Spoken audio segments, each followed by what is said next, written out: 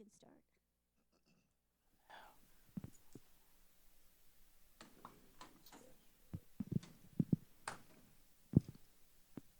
We're ready to go. Okay. I'm Loraine Ballard Morrill, News and Community Affairs Director for iHeartMedia in Philadelphia, and I am so privileged to be in the company of these amazing people. We are celebrating WDAS-FM's 70th anniversary. This is a station that has a lot of history. WDAS was the home where people came. They came to listen to music. They came for community. They came for information. We had Malcolm X here. We had Martin Luther King and all the great artists. And, of course, there were the legendary jocks like Jocko Henderson, Jimmy Bishop, Louise Williams, Georgie Woods, Harvey Holiday, and, of course, Butterball. And we have new legends here today, and we're going to ask some very simple questions to share with all of our listeners and viewers. And I'm going to start by saying that when I first listened to WDAS, the first voice I remember hearing was Mimi Brown. What a voice. So sultry, so beautiful. Mimi, what was your first memory of WDAS?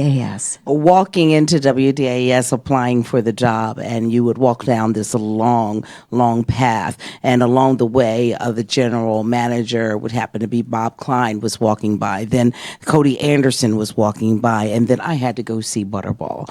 And as I walked towards Butterball's office, there was the Jimmy Bishop's office. His office was first. I passed Carl Helm. I saw Royce Howard. I passed Louise Williams, and I walked down this long hallway to Butterball. Wow. And I was absolutely shaking from head to toe and completely inside to be amongst so many people, whether I got the job or not, the opportunity to see these individuals that have been powerhouses all my life. Patti Jackson, you've been in radio for a number of years. What is it, 38 years? 38. 38 years, and much of it at WDAS. What is your first memory of WDAS? Looking over and seeing Georgie Woods and saying, wow, because it was a state of disbelief. I was like, I'm over here, Georgie Woods is over there, and it was a real wow moment to see that legend over there. Yeah.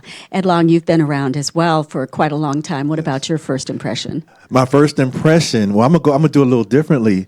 When I first heard DAS, I was 6 years old. I was at my babysitter's house, and she had it on. She had Georgie Woods on, and that was my first introduction to WDAS. I remember Carl Helm and Georgie Woods. Those are the names that stick out right away as a 6-year-old, and that kind of put the thirst in me to want to do radio. Yeah. Frankie Darcell, you are a relatively newcomer to this beautiful family. What about your first impression? You know, working at heritage stations around the country, and when I was asked to come to Philadelphia and WDAS, one of the first people I thought about was Butterball. Having a programming background working in Detroit, I used to see Butterball, what we used to call the Kings, at the Impact Convention in Atlantic City. And some of the most iconic program directors would be at that table, and there would be Butterball. I was always so impressed.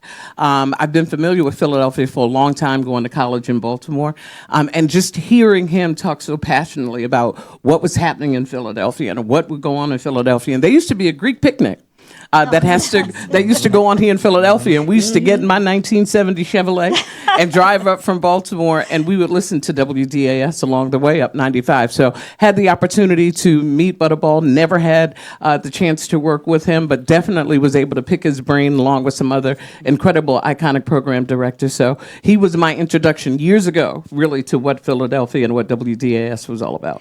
One of the iconic voices on WDAS-FM was Tony Brown with Quiet Storm. Mm-hmm. And we love Tony. In fact, I remember him being so friendly to me when I was working for a competitor. And I always remembered how kind he was. The new voice of Quiet Storm is right here, Adimu Colon. Tell us what your first impression of WDAS was. Well, I'm the new kid on the block. My first impression and my first listen is driving up and down 95 and listening to icons like Pattie Jackson and Tony Brown, too. My most memorable is walking into Women of Excellence 2019, last year, and seeing the impact that the call letters and the station has on this city. Yeah, and the women love you. So what's your favorite WDAS moment, Mimi? I think there's so many. I really would could go on and on. But one of my favorite DAS moments was when Mr. Kenny Gamble and Butterball came in and asked me if I could be on the voice on the Teddy Pendergrass live album, Coast to Coast.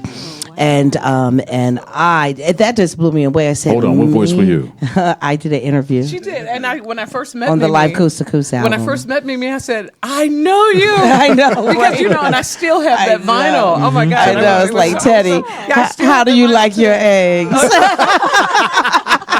And if I was, when I hear the voice now, I cringe because it sounds so childlike. But I was really frightened, but I wasn't the only one. Teddy was frightened too, so that was, kind of endearing. No one would ever know because you always came across so beautifully on the radio and elsewhere. Patti Jackson, what about you? Unity Day on the Ben Franklin Parkway. There was no other event like it. I don't know if they'll ever go back to it in the future, but Unity Day on the Parkway, the music, the vendors, the people, it was an amazing expression of love and what people felt for the station. Absolutely. The largest African-American outdoor festival in the country at the time. Ed Long. Yes. You know what? I think what I remember is, what's it called? Alumni Day. I used to love Alumni Day, and I remember one in particular. It was Kay Williams, and I think Jimmy Bishop was on. I think they were on the same one, and that took me back. They were playing the old drops and things. It really made me feel like I was listening to radio back in the day and how it used to be. I still remember that. I still have the tape too somewhere. Oh, well, we need to hear that tape. Yeah, so I gotta bring that find one it. out. Yes, Frankie Darcell. Because the station is 70 years old now, and there's so many memories. I think the cool thing for me is that there's not an event that I attend where people don't come up, and it's almost like I live the stories. Because one of the things about people in Philadelphia, they'll tell you, "I know so and so, and I know so and so, and remember we used to do this, and remember in 1970." I said, "Yeah, I remember 1970." So many people just have so many great memories, and I just think that the relationship that people had and that they share with you from the first day that they met WDAS and listening to them on the air, that they relive all the time. So for me, it just helps me to connect to the audience by being a part of this iconic radio station. Adimu? Again, just to double down on Women of Excellence last year, the idea of honoring women in the city, that's a beautiful thing. And then to feel that energy, to walk into that room and see a sea of women was a beautiful thing for me.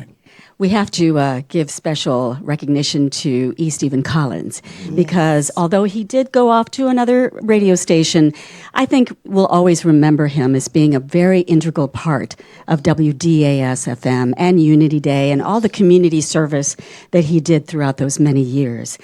All right, so here's a big question, Mimi. Okay. What does WDAS mean to you? It means everything to me. Even though I worked at one station in the city, which happened to be a hard rock. I played hard rock for another station prior to coming to WDAS. That's kind of where I kind of worked out my chops. And then to be accepted here and being part of this family has been just a phenomenal experience. I am with this family more than I've ever been with my biological family. And they can attest to that. And so, the love that we have for each other, or even sometimes we have our little riffs, and that comes natural with family, but bottom line, there is a love that surpasses nothing. And what WDAS has done for the community through its outreach. I remember times when a person had a fire in their home, and we made sure they were placed in another home, and we made sure that the family had food. These are the things that DAS has done over the years. I can never forget how many organizations that we were behind with telethons, Babachi and more, and you remember those. And we go all day, United Negro College Fund, and raise money for so many organizations. That's why DAS is what it is in the community, because we've always been about the community, and the community has not forgotten us. Patti Jackson. The heritage that the radio station represents, we are a heritage, and the generations of families that have listened, been affected, and grew up to be a part of people's lives. Ed Long. I'm going to piggyback the heritage for sure. I mean, I grew up in Philly, and DAS was it. It was when I remember my first day on air. Matter of fact, the second day, I actually had to cover in the WDAS. I was started on WDAS AM, And I went to WDAS FM studio, and I stood there, and I almost cried. And this is a true story. I almost cried because I was like, I'm here. I'm here. I'm in this building. I am here. I'm an employee of this radio station.